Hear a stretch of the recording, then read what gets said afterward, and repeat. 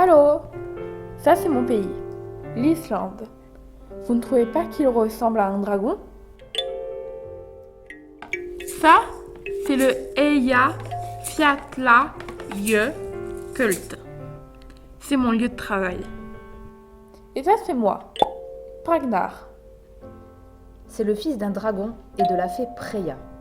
Né il y a 3333 ans dans une goutte d'eau au fond d'une source d'eau chaude. Mon travail? Je m'occupe de feu les vivants. Un peu routinier comme boulot, mais pas très fatigant. Grâce à mon ingéniosité, regardez plutôt. Et hop! Grâce au volcan, ils sont incinérés.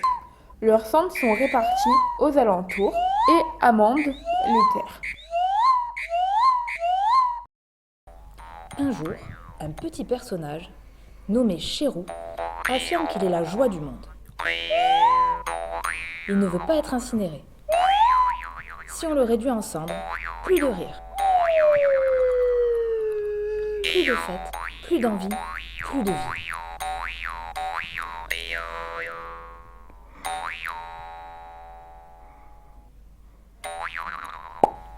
J'insiste. Lui aussi. Il refuse. Net, niet, nei, nein.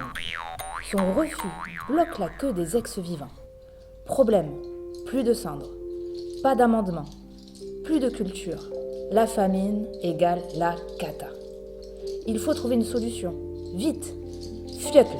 Je me souviens qu'au presque bout du monde, en Égypte, ils ont une autre technique pour leur mort. Je suis curieux. J'y vole.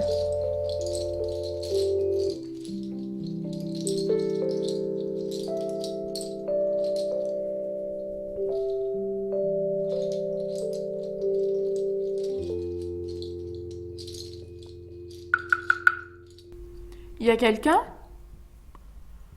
Oh! Y a quelqu'un?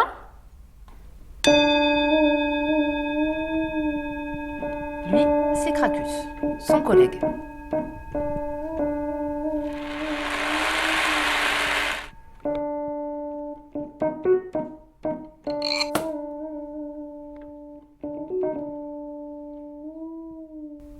Allô? Salam alaikum. J'ai un souci. Je vais te raconter. Par Osiris. J'ai une idée pour toi. Tarnout.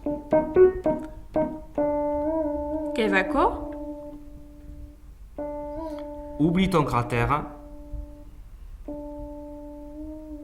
Ici, c'est la momification.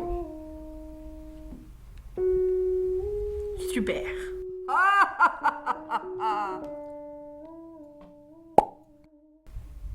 Je viens avec toi. J'avais pris 2 ailes au cas où.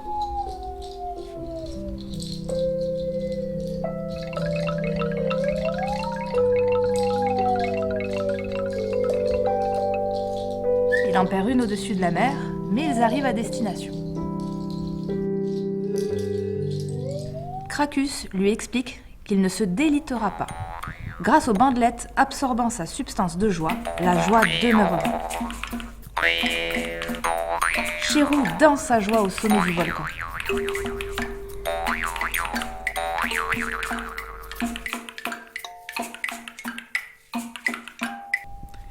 Pour le retour de Cracus, il faut un dragon. Facile, je vous l'avais bien dit.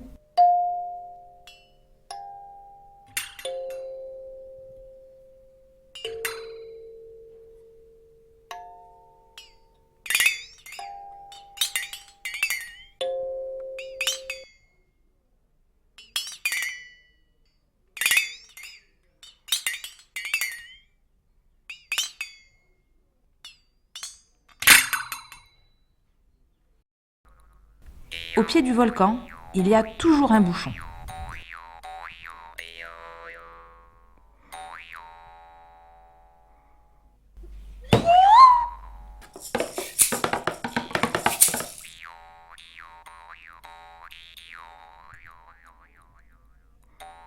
Vas-y, Spirou.